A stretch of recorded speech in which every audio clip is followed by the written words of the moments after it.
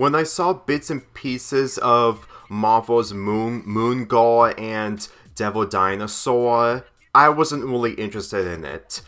It's not because I'm burned out of doing Marvel movie reviews, it's mainly the fact that the animation industry as of now, when it comes to television or streaming services, it's really difficult to get back into. Like, The Owl House may be coming to an end soon, but considering it just made me more depressed that we didn't get more of it instead of what we ended up getting now, all the while that Velma is taking over HBO Max as the most watched animated show on the streaming service. I really didn't have much of an impression of this show. Like, upon watching this, I had mixed opinions on it, but upon watching it from beginning to end,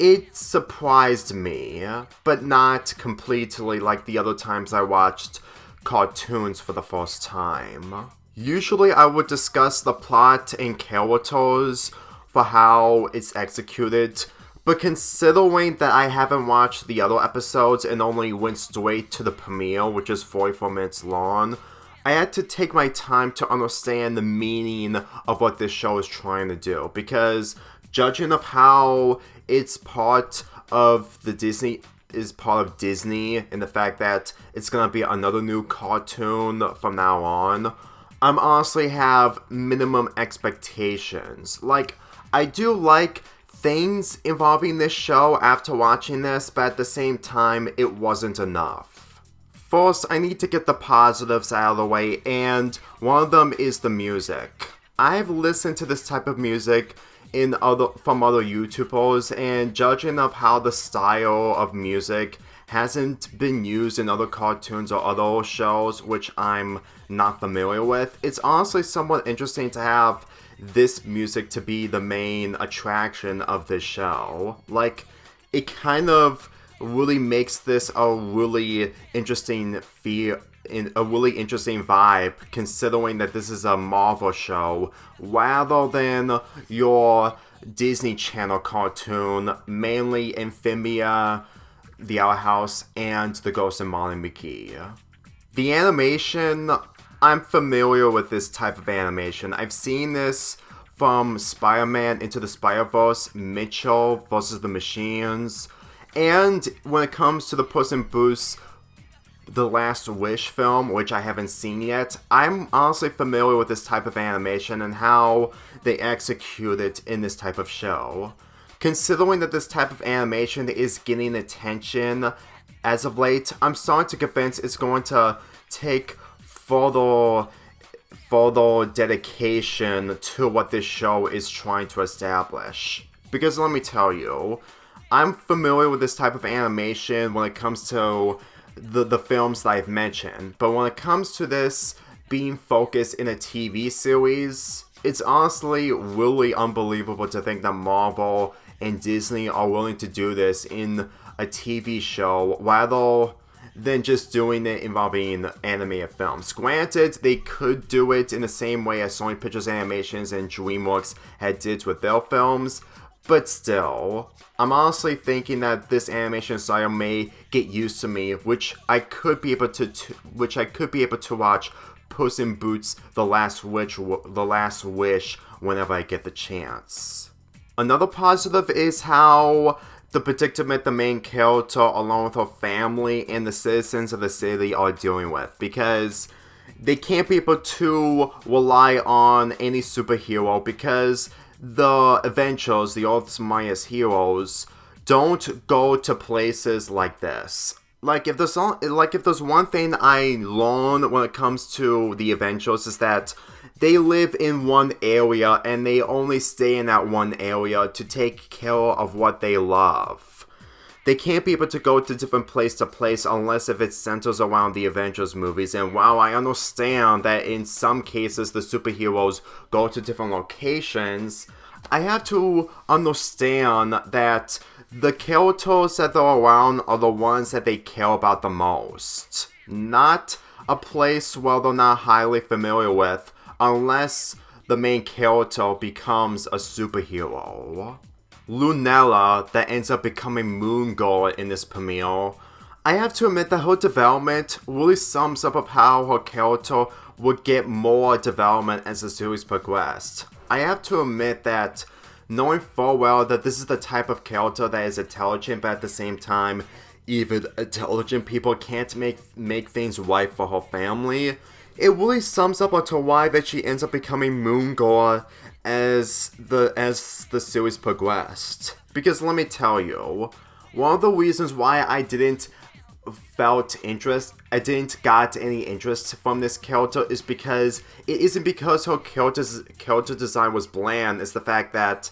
it's honestly difficult to take her seriously when her companion is a dinosaur. This is one of the major reasons onto why I wasn't so tuned into this project. Here's the thing, I honestly felt like Devil in this premiere, regardless if he make a development as the series progressed, it just didn't click to me to have him or her as the sidekick of Moon Girl. Because for me personally, even if this had something to do with the comics, I still think whenever I see Devil in this, he doesn't contribute to much, considering that he or she accidentally was sent into Moon Girl's world until Moon Girl sends him or her back, only for him and her to come back in order to help Moon Girl to defeat Aftershock. Granted, there are details that I may be missing out on, but the thing is,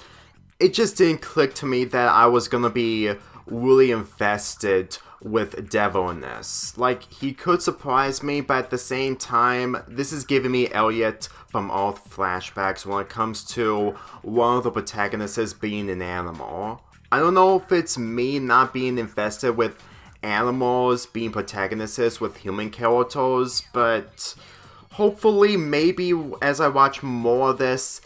Devil may impress me, but only time will tell. Casey, who is Lunella's friend in this, she's basically like Andrea from The Ghost of Mario McGee, but nicer. In fact, the hair and maybe the facial expressions is somewhat similar to Andrea, but at the same time, I just didn't get investment from this character, since that she's mostly the same character as Andrea from Ghost of Mario McGee. I mean, I understand that she can be entertaining, and the fact that she may contribute something, and I understand that these types of characters are characters that I'm not familiar with as becoming protagonists, but at the same time, it's not really going off on a good start when it comes to most of the characters. Especially when it comes to Lunella's family. Like, I can totally understand that Lunella's family are dealing with a midlife crisis, but with little to know about her family, even if this is supposed to be the main focus of Moon Girl and Devil Dinosaur, I felt like it would have been a lot more better if we actually get to see them do more aside from the moments in the final minutes of this premiere. But considering that none of them know that their daughter is Moon Girl, I can instantly tell this is basically hiding an identity of being a superhero, all the while that there's gonna be more and more people learning about the truth, which is also one of the reasons why I wasn't really invested in this show, because I've seen most of this before, and judging of how the execution of the show, despite being mostly good and bad, I instantly knew what's going to happen in the future of this.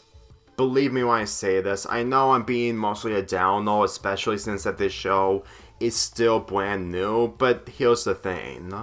At the end of the day, even if this has no parts of the MCU, I still know full well the story is gonna turn out in the future. Granted, they could do some subversions into this, but the thing is,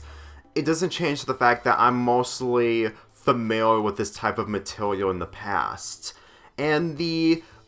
in the originality that this show has, may be good at some points when it comes to the animation, even if it's been used in films, the music, and maybe some of the positives, but whenever I look at this and the fact that this is going to build up to something much more later, it's honestly not much of a surprise anymore. Look, I'm aware that this show can be good in some aspects, like the fight scenes of Moon Girl in Aftershock is really good, and when it comes to Aftershock, she is a really good villain, and considering that her motivations is honestly really good, for the most part, I honestly felt like that she's pretty much one of the best villains from the show, even though that she's one of the first villains to be introduced. I'm just saying this right now that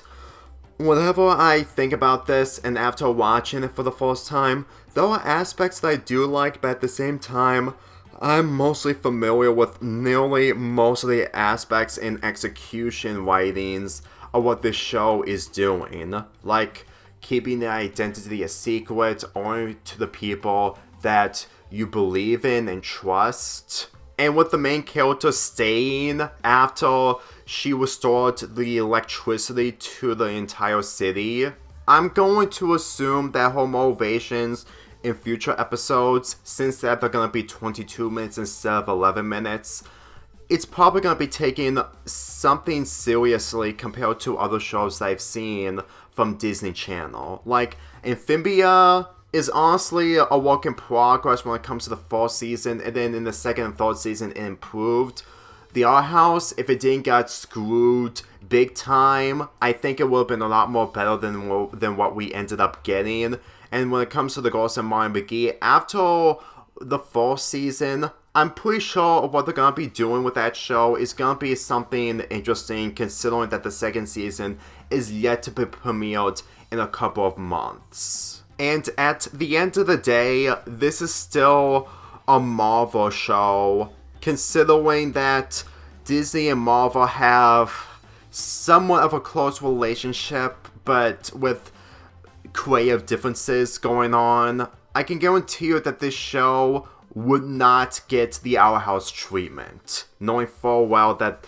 they're getting more money despite the fact that the MCU as of now just isn't the same as it was.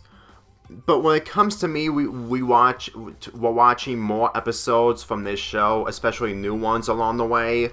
Don't expect me to do another review of it, mainly the fact that it's going to take time for me to get used to these characters. I didn't bother watching more episodes of the Our House because of what is happening behind the scenes.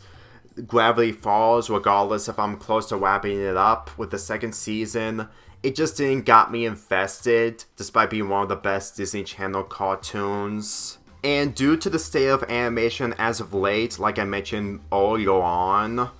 this show isn't going to make a difference, including the Bluey reviews that I'm going to be uploading next week. Because the joke where Lunella and Casey made a joke involving would be cancelled after one episode. I understand that the joke is really good, and I can understand people will enjoy it, with this being the first time watching a cartoon. But considering the state of animation as of now, it didn't cheer me up. Like, I know the joke had nothing to do with shows being cancelled completely for different reasons, and this joke is supposed to be something that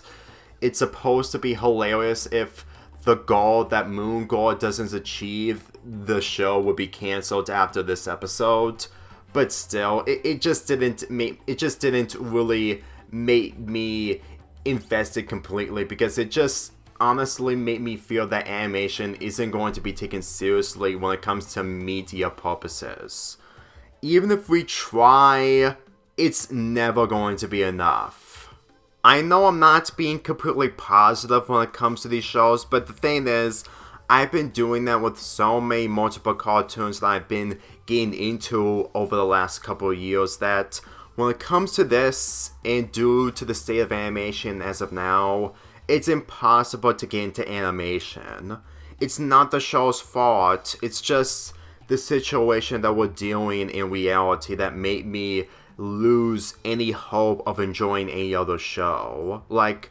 there's a reason to why this year is going to be much more different compared to the previous years. So with that being said, the premiere of this, may have problems, but it's far from bad. It's actually decent for what it's trying to do, and when it comes to the later episodes that I'm gonna be watching in the future, they may surprise me and may impress me, but as of now, it's going to take a while for me to binge watch this show in the same way as the other cartoons that I've been slowly binge watching.